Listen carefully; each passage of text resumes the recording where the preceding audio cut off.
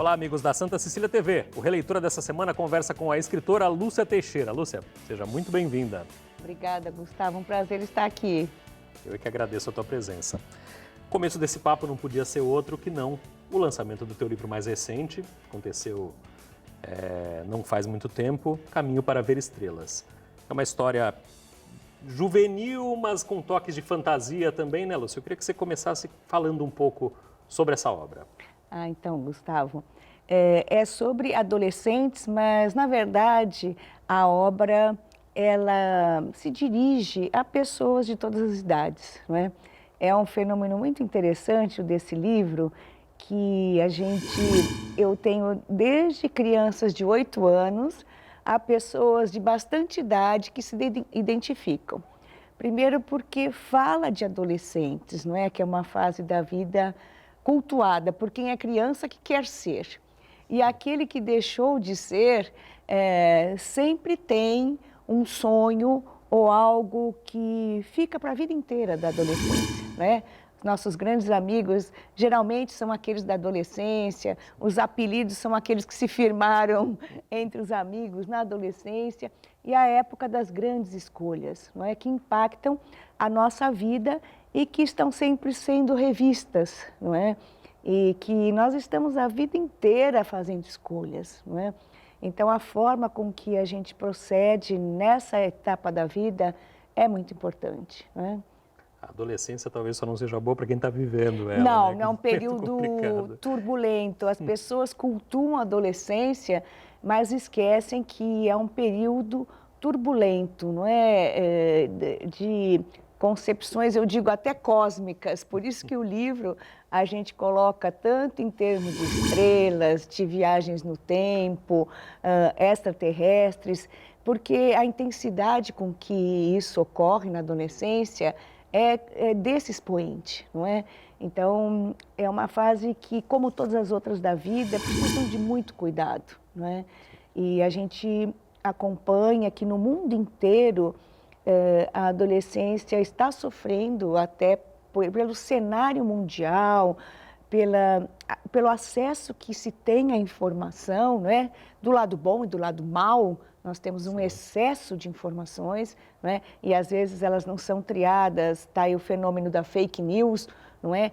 Que é algo muito turbulento. Então, quando você não consegue fazer desse momento da vida um momento de crescimento, de autonomia, podemos ter problemas, né? E o propósito do livro é isso, né? Mostrar que todo dia é dia de recomeçar, seja que idade você tenha, todo dia é um dia bom para viver, para você não abandonar a vida e que você olhe para o seu lado, né? Olhe para aqueles que estão sofrendo, aqueles que são diferentes. O livro fala um pouco de inclusão também, né? É uma epidemia que se abate por uma cidade litorânea, né? E Santos é sempre também um personagem de todos os meus livros. Todos os livros têm Santos, ou tem mesmo os livros científicos de pesquisa, de psicologia, eles entrevistam, não é, pessoas de Santos, jovens, professores, educadores, mas que servem de parâmetro nacional, né? Então, acontece essa epidemia, né? Os jovens acabam perdendo a capacidade de imaginar, de criar, de suportar frustrações e justamente ele acontece assim. Esses dois adolescentes têm várias inovações no livro, né? Porque são dois narradores, o menino e a adolescente, Ana, que então contam a história, são eles que contam a história.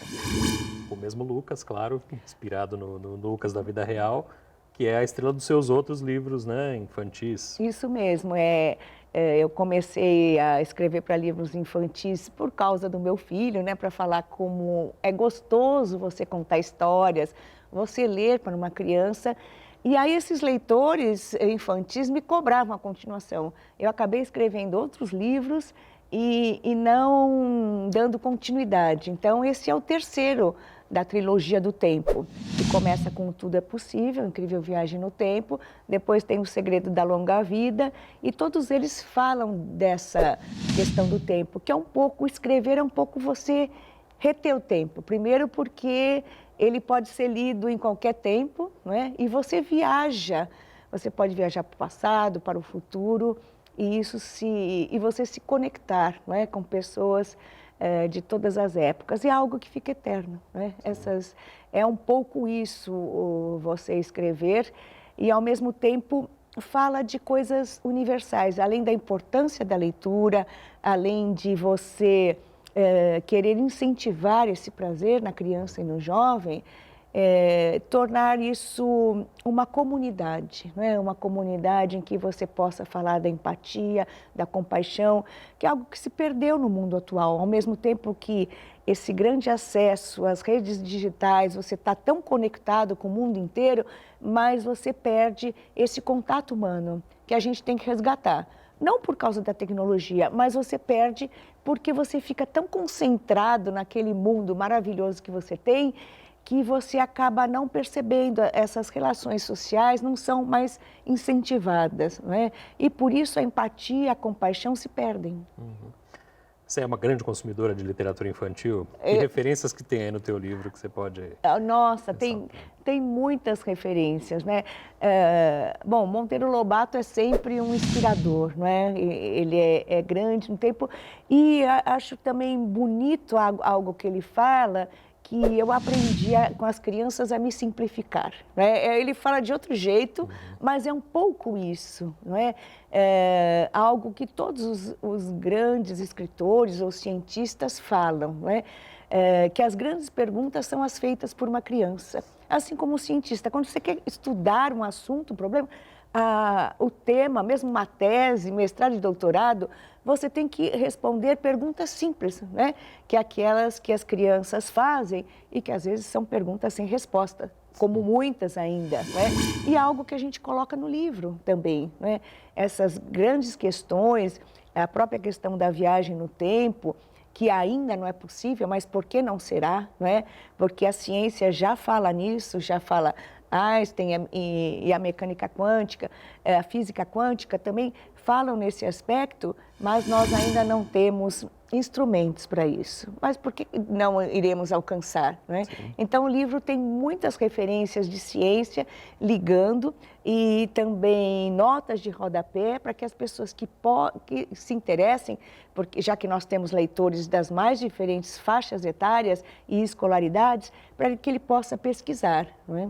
E tem sido, e eu comprovo isso muito nos vários lugares, lançamos em Santos, em São Paulo, no Rio, estivemos em Nova York falando sobre o livro, também na ONU, junto à UNAI, que é uma rede, né, da ONU e da United Nations, que são os projetos de grande impacto acadêmico, né, e a importância desses temas do livro em termos mundiais, não é? De se falar, de cuidar do planeta, cuidar das pessoas, porque ele também fala dos 17 Objetivos do Desenvolvimento Sustentável, que nós temos que atingir até 2030, colocados pela ONU, não é? Cuidar das pessoas, da pobreza, do meio ambiente, enfim, em todos os sentidos. E nós temos feito pouco isso, né? Sim. Aliás, o ser humano está se profissionalizando em tratar mal o planeta, né? Nós temos feito muito mal isso. E esses jovens que vêm com essa vontade de mudar o mundo, às vezes se decepcionam com aquilo que a gente mostra para eles, né? O livro fala um pouco isso, da gente poder, então, estar mostrando que eles podem interferir, que eles podem deixar a apatia, deixar a frustração para poder fazer esse novo mundo, né? E consumir isso na forma de ficção é sempre mais fácil, né? As pessoas absorvem melhor os conceitos quando estão lendo uma obra de entretenimento, entre aspas, né? Isso mesmo, que é divertida e ao mesmo tempo, e é algo que desde o início, o Tudo é Possível, quando eu comecei a trilogia, o objetivo não era que fosse adotado em escolas, mas há realmente tão pouco, às vezes, material que possa ser didático também, que todos esses livros estão sendo adotados por escolas de todo o Brasil, não é? O Segredo da Longa Vida até por escolas do Japão, né? Que fala da imigração japonesa do Brasil e conta a história desses dois povos, né? Duas nações irmãs. Então, a gente falar de uma forma agradável, não é? E que possa, ao mesmo tempo, falar da história, falar de ciência, ter conteúdos relevantes e que divirtam, né? Ao mesmo tempo, a gente coloca também a música, que é algo que a gente gosta muito, não é? Tem uma playlist, né, no livro? Tem uma playlist que tem a ver com o que a gente está contando no livro, as emoções, não é? Então, ela tem... e que eles podem baixar com o QR Code e poder, enquanto estarem lendo o livro, estarem também vivenciando, né, essas músicas, porque a arte, a música, é uma forma da gente pensar sentindo, né, e que tem muito, um envolvimento muito grande, então, com aquilo que a gente está vivendo, lendo e também dando forças para a gente seguir em frente, porque esse mundo está tão caótico que a gente tem que ter essas forças para seguir em frente, né, Gustavo? A capacidade de sonhar. Você tocou rapidamente nesse assunto, eu queria explorar ele um pouquinho mais, nós já estamos chegando no final do bloco, mas eu não queria deixar de falar disso. Quando nasceu a escritora de ficção e de ficção infantil em você, e como é que o Lucas reagiu quando ele percebeu que era ele o herói das suas histórias? Não foi muita surpresa, porque acho que ficou no universo da ficção mesmo, não é? Ele sabia que aquilo, tão acostumado a ler, ele é um leitor voraz também, e é muito gostoso, né, esse encontro, não só com o filho, como também com todas as outras crianças, porque eu noto muito isso quando a gente tem autógrafos, tem feiras, tem bienais, porque o escritor, para elas, é algo excepcional, né? A possibilidade de você estar lá com o escritor, ele dá um reforço para a criança, né? Que quer muito abraçar, então, esse abraço, essa forma, porque você compartilha ideias com eles, né? Você faz parte da história deles. E eles vivenciam isso, e acho importante que esses conhecimentos que são levados de uma forma própria para a criança, mas são literatura, né? É uma linguagem infantil, mas são literatura também. Esses ensinamentos ela vai poder levar para a vida inteira. Até quando ela é adolescente e ela abandona tudo e ela critica tudo e tudo que o pai, a mãe ou que os adultos falarem, ela deixa de lado, deixa de ser verdade, né? Mas até aí, até nessa época, alguma coisa fica e ele pode usar no momento de necessidade. E é esse o objetivo também do caminho dessa trilogia, dar esse reforço até emocional, em uma época em que eles precisam tanto, né? Os adolescentes, e eu digo o mundo todo, né? As pessoas estão precisando de forças para brecar esse mundo que nós estamos mostrando, no qual nós estamos vivendo, e que nós temos não apenas que sonhar, nós temos que sonhar, mas nós temos que fazer urgentemente. Nós temos que mudar isso urgentemente. Escrever para mim um pouco isso, essa urgência em que não apenas sendo educadora, ou sendo psicóloga, ou fazendo conferências, ou em outras ações, eu tenho que compartilhar de muitas formas, não é? Essa minha inquietude, né? Essa minha incompletude, que todos nós somos incompletos, né? E falar para as pessoas essa insatisfação que é a vida, mas essa insatisfação que é o que te move, né? E é isso um pouco que os jovens, eu quero mostrar no livro, porque a gente mostra nas redes, na propaganda, no consumo, o mundo ideal, que não existe, não existe. Então, entre a realidade que você vive e aquilo que é idealizado, há muita frustração. E, às vezes, as gerações atuais não são forçadas, não aprenderam a como lidar com isso. Não tem senso crítico para entender o que é uma rede social. Que é uma rede social. O que é a vida das pessoas dentro de uma rede social. Não é aquilo que é idealizado. Então, isso causa muita frustração, não é? E a gente mostrar que a vida é não conseguir, muitas vezes. Mas, apesar de não conseguir, eu vou seguir. E vou seguir e vou conseguir fazer de outra forma diferente, né? Que só eu posso fazer, que só eu. E é o que acontece no livro. São anti-heróis, né? Porque são heróis fracos, como todos nós somos, né? Incompletos, indecisos, que não são corajosos, mas que eles seguem, né? Eles seguem, entram por infernos, entram por vários mundos, que passam por mundos das drogas, que são a Cracolândia, passam por hospital psiquiátrico, enfim, passam por guerras, né, a Primeira Guerra, que é lugares que querem sugar o jovem, não é? Que, na verdade, os jovens são muito tentados a ir. A Primeira Guerra foi aquela que acabaria com todas as guerras. E, pelo contrário, nós estamos vivendo uma situação de guerras no mundo ainda, né? E nisso os jovens são os mais atingidos, né, em todas essas situações. Então, é uma forma de também passar por esses mundos paralelos nos quais a gente vive e sobreviver a eles, né? Ter forças para sobreviver. E se a gente tiver uma pequena mudança interna, o mundo à nossa volta muda também, né? A gente não pode mudar, às vezes, no mundo, mas o único que a gente pode mudar somos nós. E essa mudança em cada um afeta quem está ao seu lado, afeta, enfim, a sua comunidade, né? É um pouco isso que acontece. A leitura dessa semana está conversando com a psicóloga, escritora, educadora, vasto currículo para dizer aqui, Lúcia Teixeira. A gente volta no próximo bloco.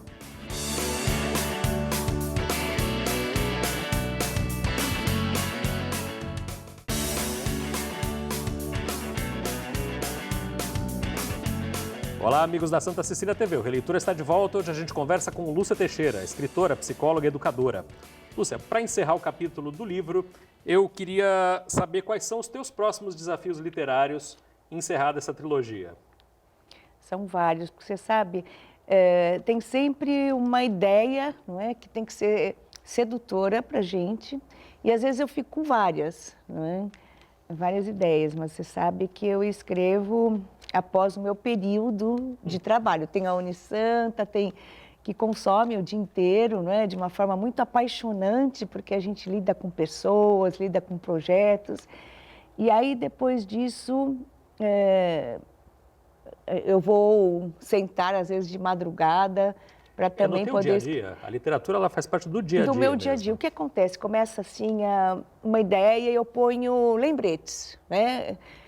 Às vezes a coisa começa muito grande, né? Mas ela tem que simplificar. Eu fico observando as pessoas, porque eu tenho livros na área de psicologia, né? Na área de comportamento, na área de educação, que são Autoridade do Professor, e também o outro... A Claridade da Noite, um aluno do ensino superior noturno. Então, tem livros sobre diversas áreas, né? A trilogia Pagu é uma trilogia também, né? Indicada para o Prêmio Jabuti, né? E nós vamos estar participando. A Pagu nunca termina, né? A próxima pergunta era para falar da Pagu. Ano que vem a gente celebra 110 anos do nascimento. 110 anos, nós temos aqui programações já aqui em Santos e também...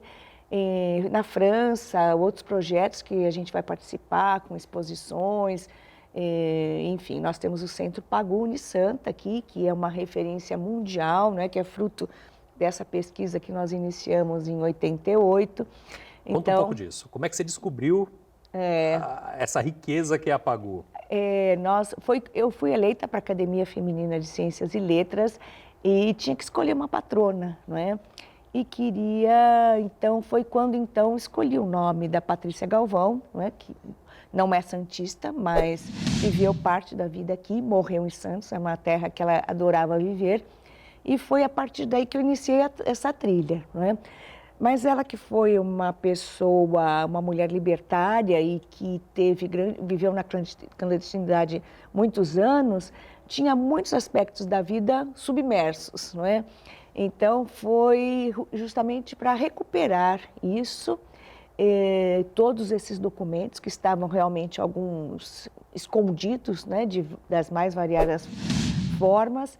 E esse trabalho começou e, enfim, em 2010 nós comemoramos aí com esse terceiro livro, que começou em 88, e reunindo aqui 3.000 documentos sobre a vida dela, né, que foram originais e digitalizados, que estavam espalhados pelo mundo, né, e recontando a vida dela. Eu acho que isso está presente em todos os meus livros. Como psicóloga e até como pesquisadora, sempre entender, né, compreender o que está atrás e compreender o ser humano, né, e foi isso que primeiro me deu a confiança daqueles amigos ou pessoas que não liberavam antes os documentos, não contavam a história completa, né, a própria família.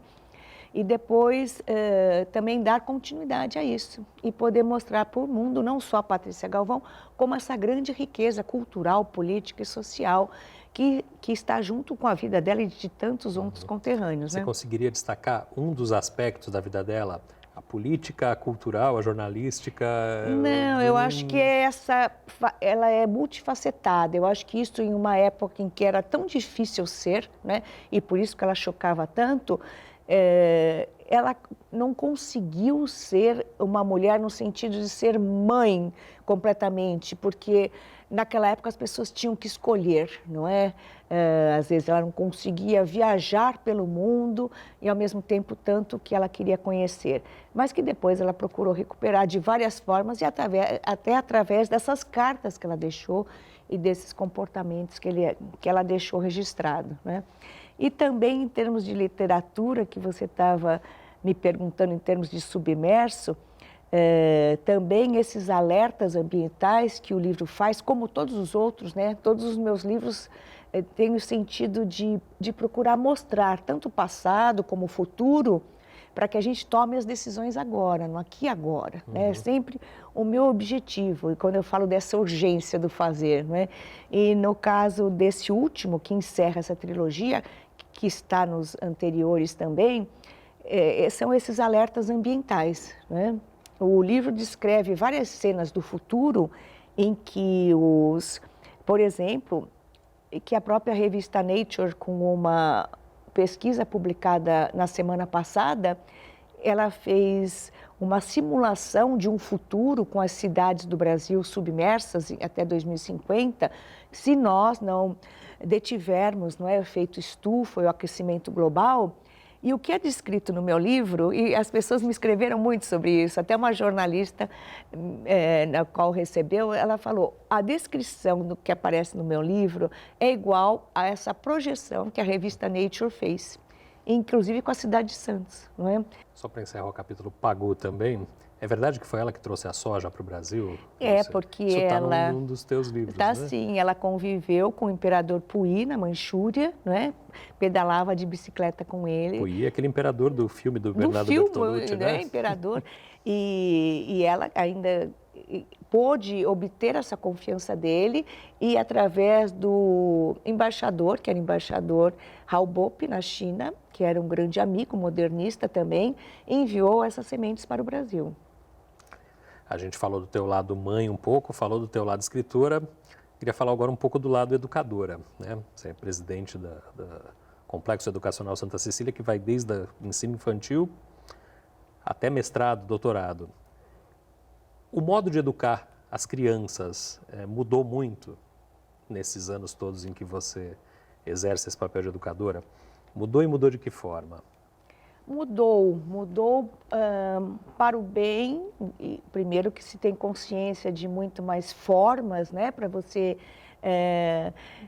poder incentivar a criatividade de criança, a participação, não só da criança, do jovem, do adulto, e ao mesmo tempo é um desafio para pais e educadores, já que essas crianças e esses jovens às vezes sabem muito mais do que seus pais, e até, em certos aspectos, dos educadores. Em algumas situações, eles trocam, não é, conosco, e aí que reside realmente essa riqueza, não é? De você, há várias situações, sala de aula invertida e várias outras, que inclusive que a gente põe em prática aqui na Unisanta e no Colégio Santa Cecília, em termos desse aproveitamento do potencial da criança e do jovem, do adulto, né, nas diversas formas da vida. E primeiro que o seguinte, você continua aprendendo a vida inteira, não é? Mudou esse conceito, porque antes as pessoas estudavam, faziam uma faculdade e os conhecimentos mudavam um pouco nesse tempo. Né? Hoje o próprio profissional tem que se reinventar. Reinventar várias vezes, e as próprias profissões mudam durante esse tempo, não é? É algo que a gente fala no livro também, porque mesmo que as profissões e algumas acabem ou mudem, outras surgirão e precisarão desse potencial humano, usando a tecnologia que vai realmente sempre continuar sendo importante, mas também essas capacidades humanas, né? Que apenas nós podemos ter, né? Apenas nós podemos de criar, de imaginar, de interagir e principalmente, algo que eu falo no livro, você pode ensinar a inteligência artificial, você pode ensinar o computador a fazer muitas funções, mas distinguir o que é certo e o que é errado, essa questão ética, é que realmente nós precisamos incentivar cada vez mais nas crianças e jovens, adultos, enfim, para que o mundo seja diferente, né? E eu acho que eles captam de uma forma, quando você dá elementos para isso, eles se atiram de uma forma muito importante, né? A gente tem aí exemplos de que estamos fazendo pessoas melhores. Eu acho que a gente está fazendo pessoas melhores do que nós pudemos ser, não é? Mas temos que dar a base para isso e temos que dar o incentivo, né? Para que eles possam continuar e não esmorecer e não simplesmente se entregar, né? E não ser manipulados. Porque senão o computador vai poder, e não apenas o computador, a serviço de quem? A serviço nem mais de países, mas conglomerados, né? Que vão dominar o mundo, né? A gente sempre termina o programa com um bate-bola rapidinho. Um livro seu, dá para escolher um livro só? Um livro só? O último, né? Sempre o último, Caminho para Ver Estrelas, né? E um livro que não é seu? Tem muitos, né?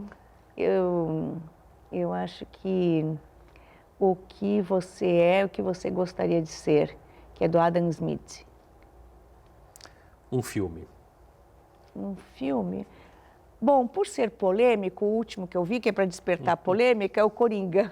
Sei que muita gente não gostou, mas acho que faz um alerta também. Faz, e olha, se a gente pensar no que está acontecendo no mundo hoje, né? Não é? Eu acho que faz um alerta. Então, nesse sentido, primeiro, aquilo que a gente está falando, cuidar das pessoas, que nem sempre, né? Essas pessoas estão sendo cuidadas.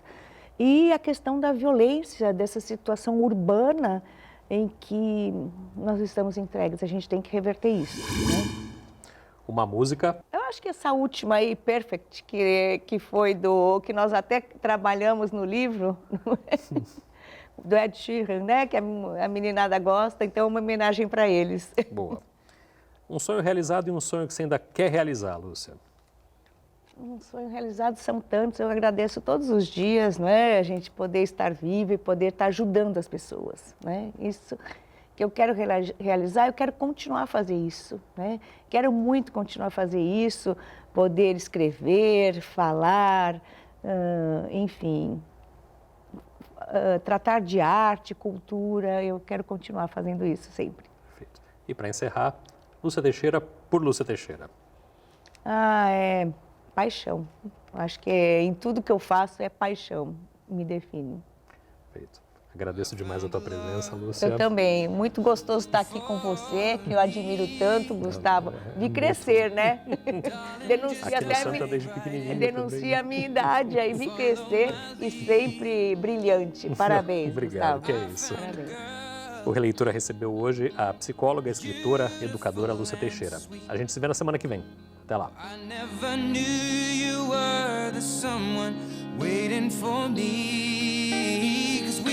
Just kids when we fell in love, not knowing what